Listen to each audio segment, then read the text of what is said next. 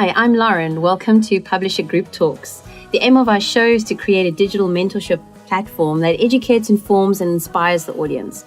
We wanted you to feel encouraged. We want you to push the boundaries of your self-belief. We want you to go out there, make a difference, and do things that really make you feel scared.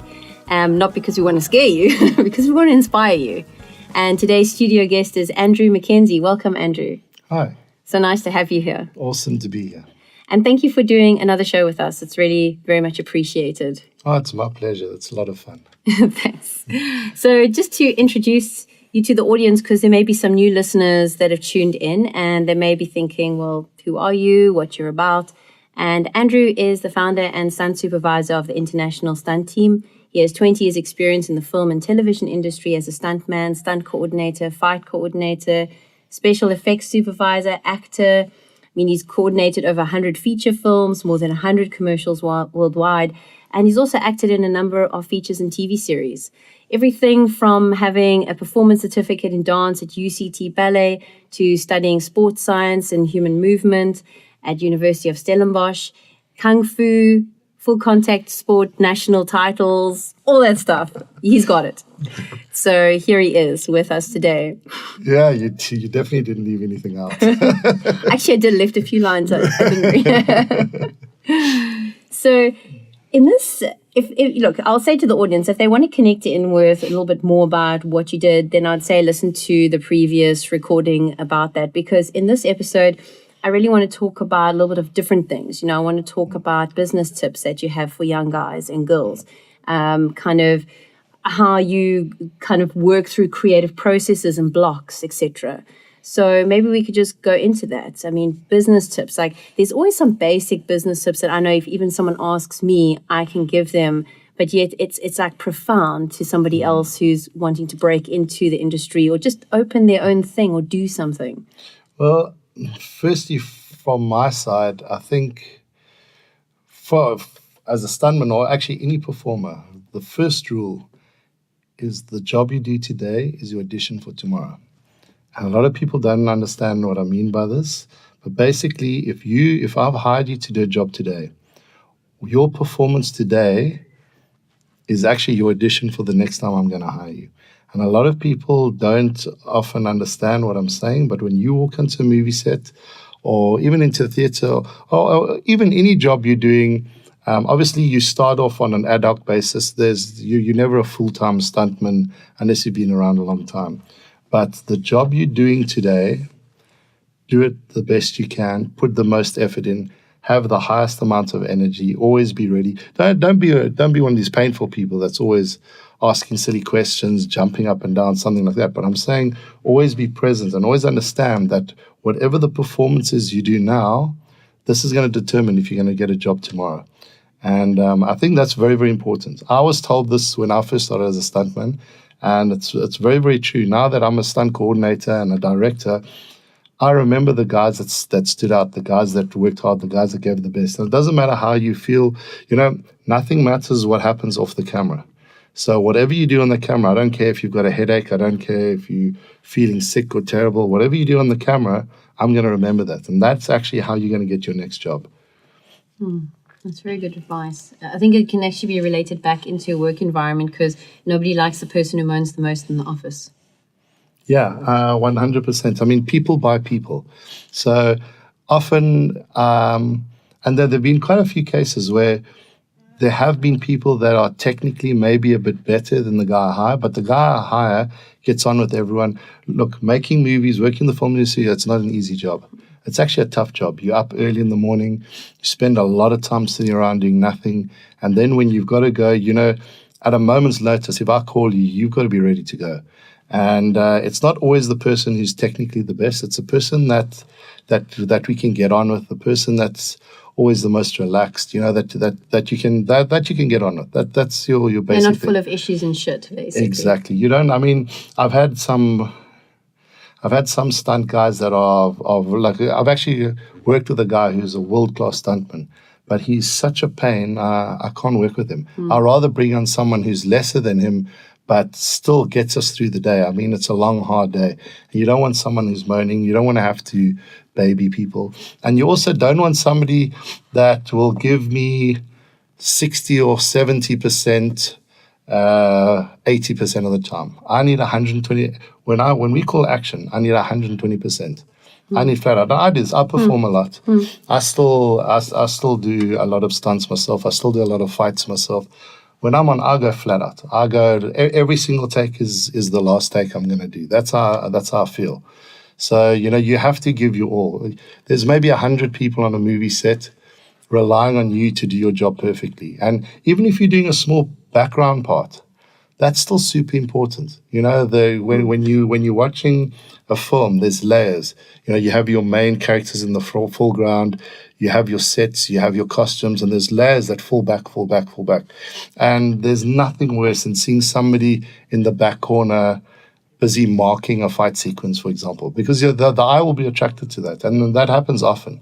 So every time you're in front of that camera, you give it 120%. Absolutely. Business tips. It's just sort of like, I would say, common sense, but not always common sense to others, in terms of like, you want to go out, you want to do your own thing, or you're starting your own thing. What is just practical common sense in your books in terms of the business side?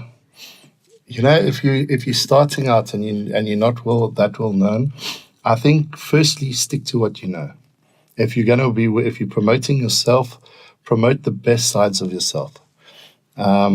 What I mean by that is don't try and do things that you can't do, because you can go on set and you can do the best job possible today, and people will remember you today. Tomorrow you can go do something that you're not that proficient at, and it can be a disaster.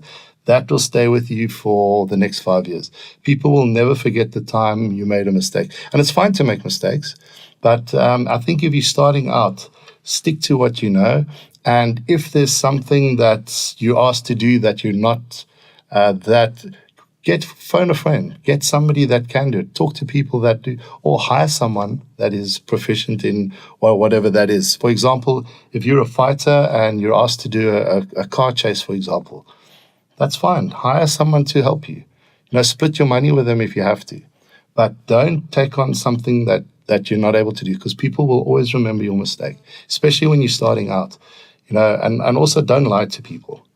So there's nothing wrong with turning down a job because it's not your exact field. People respect that way more than if they take you onto a set and you waste their time. Absolutely. And do you have any sort of advice you could say for younger aspiring guys and girls who want to be stunt men and stunt ladies that are younger and say, this is really what I want to do and I'm super serious about this? Well, I actually do get asked this a lot, and there's a lot of different ways to answer this. I think across the board, I think number one, the proof is in the pudding. So you need. Actually, let me tell it to you this way. I get lots of people asking me to work for me. They send me videos. They send me messages. I don't take notes. There's a guy that sent me maybe every 3 months.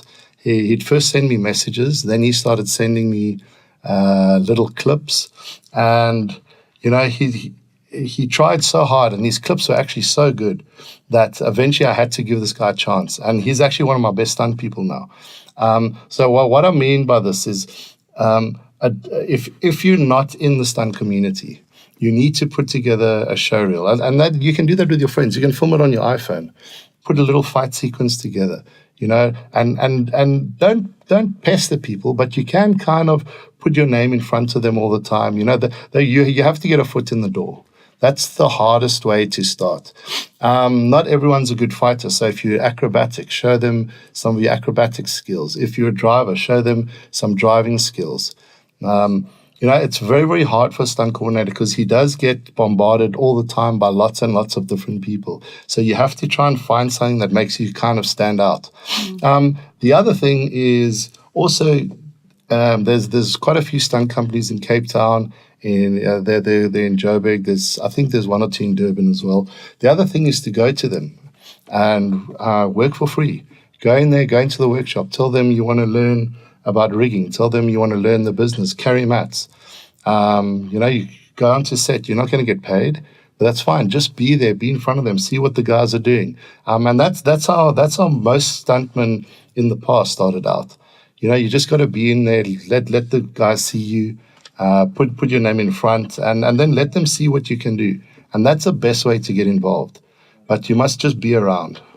That's brilliant.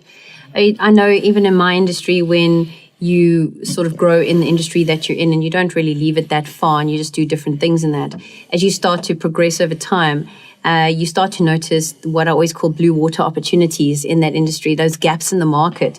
And although you may not be able to fill those gaps, you can still identify them. Where do you feel that those gaps sit in your market that are just not really being filled, but do have potential to be filled for those really hungry youth out there? That is quite a tough one, because there are a lot of gaps. I think if you want to be the first person in line to get the job, you need to work on performance. And that's something you say we're stuntmen, but we actually stunt performers. And if you're a stuntman that can actually perform, that can act, that makes a huge difference, because it doesn't matter if you can do all the moves correctly, but it's the guys that can actually act a little bit in front of the camera that can do it. So work on your acting skills. That's number one. Don't only work on the technicals, on the acrobatics, on the flips, on the falls, on the fighting. Actually work on the performance, because the performance is way more important. If you can put the best fight sequence in the world together for me, but if you can't perform it, it doesn't matter. It didn't happen. Can you tell us a little bit more about acting and your experience with acting and tips you maybe have in that? I was lucky. I was acting from a very young age. My mother was in the theatre. I was in the theatre from quite young. So I was always acting. I was always acting from quite a young age. So for me, it was a little bit natural. But the thing is, I think put yourself in that situation. I mean, they call it, there's lots of different, I'm not going to go into the whole theory behind an actor, but put yourself into a situation. Think about how you would do it. Or, for example, if you're playing a character, I always end up playing a thug. I don't understand why I'm not the prince, but I'm always playing the thug. Doesn't make sense to me either. Yeah, exactly. Yeah. I'm always playing the thug, the bad guy. And I actually put myself into that character. So in my mind, mindset. I become, and I get that from, we all know a bully. We all know a bad guy. We've all seen a bad guy in our lives from time to time. And I become that person. And that's the first thing. Don't try and act somebody else. I make it myself, so I become that person, and then I take it from there. That's the simplest way to put it. But doing acting courses isn't a bad thing. If you want to be a stuntman, do a few acting courses. Take some acting. Learn about the camera. Learn about facial expressions. Learn about talking. Learn about angles. All these things will help you. Do you sing? I do, actually. Because you said your mom was in the theatre and the opera, so I was curious about your singing. Is it more than just in the shower, though? You've made it public. I've sung quite a bit, actually. Yeah. I've done I've done a few musicals. Yeah. I've done a few Nice. musicals. I've been on stage a bit singing. Yeah. I hope in the musicals you weren't playing the thug. No, I wasn't playing the thug. When I in the days when I was a dancer, the directors, often the ballet company would go into the with the opera company when, for example, they're doing waltzes, and we'd be the dancers in the waltzes, and the directors used to think it was hilarious to partner me and my mother.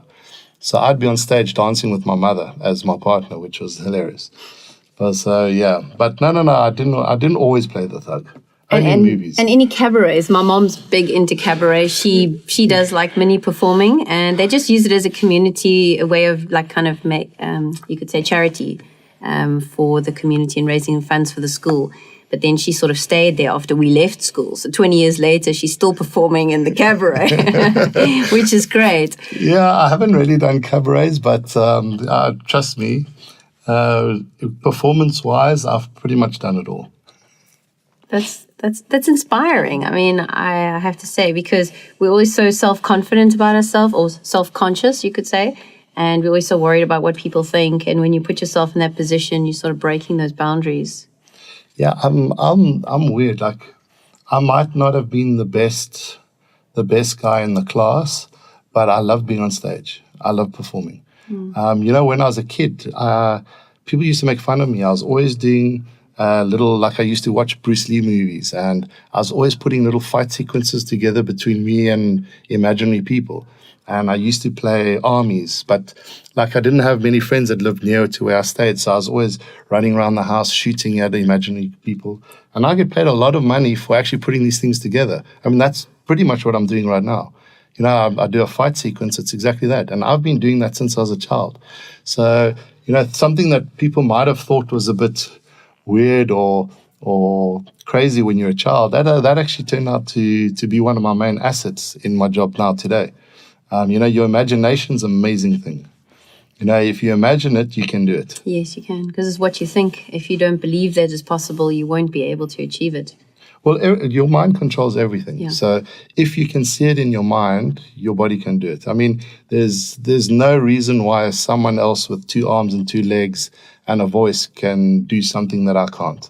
I've always felt that ever since I was young. That's why I was never really scared to compete against other people. I mean, as long as he doesn't have a bionic arm or a robotic leg, he's the same as me. So there's no reason why he should be able to do it and I can't. Yes. And I always felt that my whole life. I've actually always felt that.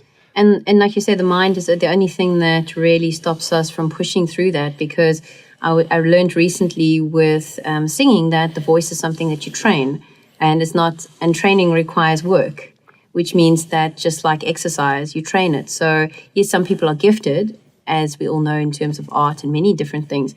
But for those who want to really try, it involves working hard towards that, even training the voice to sing. There was a famous a quote from, I think it was in the 70s, when Gary Player won. I mean, I hate golf, by the way, but anyway, sorry to all the golfers. But Gary Player was once interviewed, and they said, yes, but isn't golf, isn't this a lot to do with luck? And he turned around and he said, the harder I train, the luckier I seem to get. True. And that's the truth with anything. There's nothing, everything that I've done in my life, for example, now in the stunt world, all the hard work I did fighting, all the hard work I did acrobatics, acting, all this stuff, driving, the amount of hours I spent. I wasn't the best, the fastest, the most natural driver or fighter, but all the hours I spent working in it, all of that's come back to pay me now. So yeah, hard work.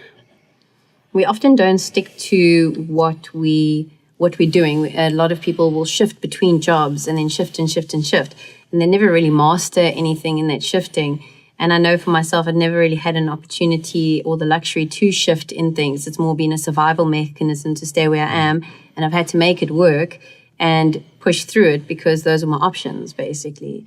And in that, it's like you say, it's true. It's just hard work. And that's where your knowledge base eventually comes from after years and years and years. Yeah, 100%. And I mean, the thing is also, we're going back to talking about the mind. We stop ourselves doing so much.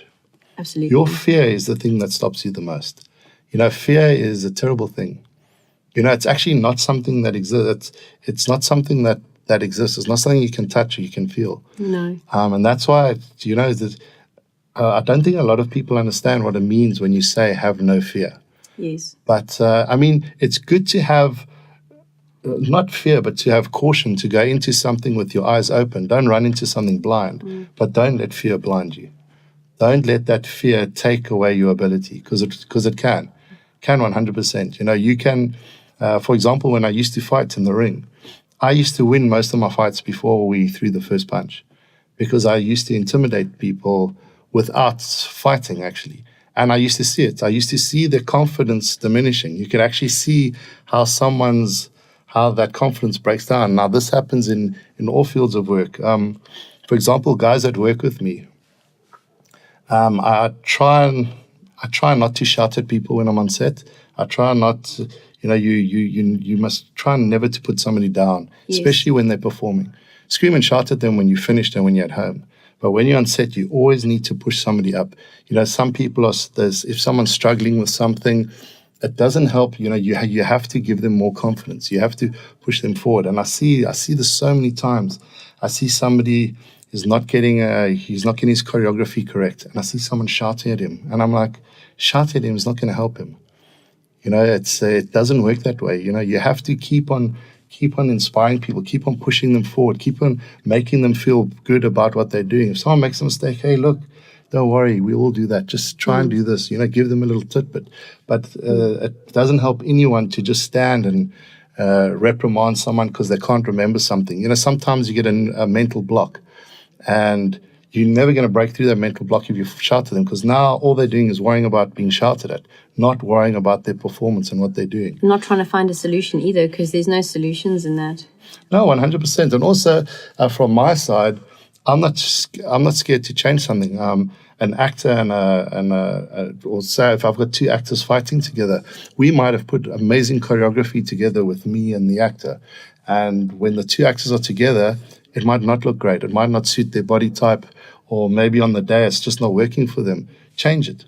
Change your choreography. Change it to suit them. I know a lot of choreographers and coordinators, they actually don't. They're like, no, but we filmed the sequence. It looks amazing. We did the previs, and this is what we want. But you have to also adapt. You have to be prepared to adapt for the people on that day.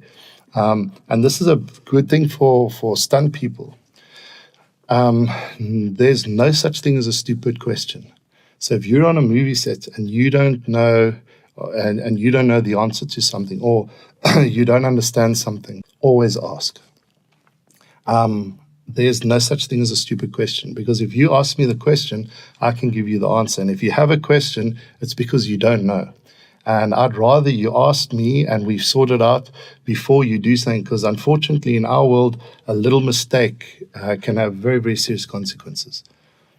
I've actually, there's been quite recently, there's been a stuntman who's been very, very badly injured because of a miscommunication. An actor thought he was supposed to do X, and he wasn't, and he got in a car and he drove off in a car when he wasn't supposed to drive that car, and he dragged the stuntman underneath the car. So, there's no such thing as a stupid question. Always ask questions, but also ask to the right person. Yeah. Ask questions if you don't understand something, if you don't hear something, or if you're unsure. That's good advice. Sorry. And what about taking that time out for yourself, or having a practice or something that you do that helps you kind of center yourself and just sort of clear your head and find those answers that you're looking for sometimes and solutions? Do you have anything that you... I've got a few things. People say to you, sleep on it. If you're working through a problem, you can't, and they tell you to sleep on it. And I've only found this out recently. Apparently, if you have an issue that you can't break through, for example, a creative issue, when you go to sleep, apparently your mind is still working on this. Now, I never knew this, but all my best solutions have come at 4:00 in the morning.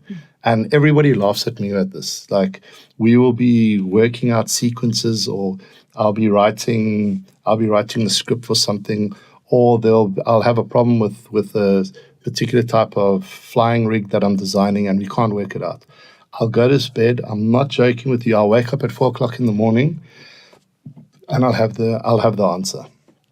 And it's amazing how that just taking your mind off and relax. So that's one of my biggest things. I mean, most of my problems I solve when I wake up in the morning. But during the day, from fighting a long time, I do breathing exercises. I've had to. I mean, I work in... Our job can be very, very tough, very, very stressful. And I often do take walks and just breathe. Get 3 or 4 good deep breaths in, breathe out, try and clear your head. Because, our job can get very, very tough. It can get very, very stressful. And you also need to know when to step back. And how to deal with those stress levels, and when to know that you being pushed to that boundary and you need to kind of take out time for yourself. Yeah. And I mean, it is very difficult because obviously in our industry, time is money. But, I also go with my gut. I drive some producers crazy. I've stopped shoots because my gut has told me this was incorrect. Where I've been, I was doing a jump with an actor. He was jumping from a roof onto a wall with a camera coming past him on cables. And we did it once or twice in the day, and then we changed the camera angle, and it took us a while to rig it, maybe 3 hours where the whole crew was waiting. And just before we were going with the actor, I just had an uneasy feeling, and I looked at the director, and the director, to me, he also looked like something was troubling him. And I looked at the actor, and this actor is very, very energetic.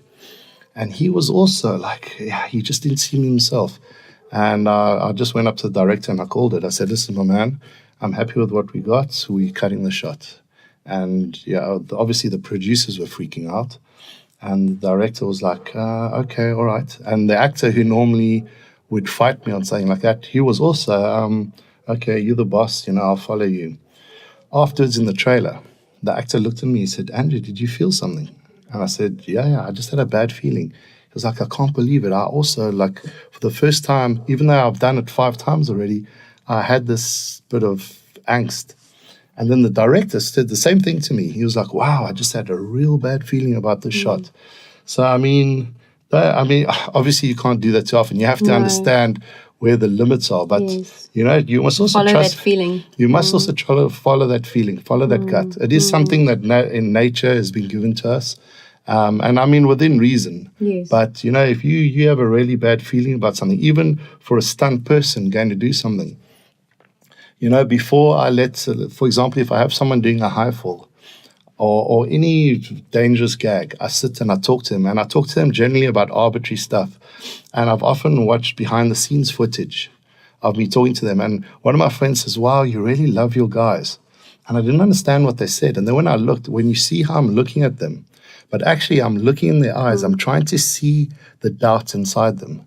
And this is for a stunt guy. If you hired to do something and maybe you're having a bad day, you're not feeling it, you're not there, don't be scared to tell the coordinator. Just say to him, look, I don't think I can do this now.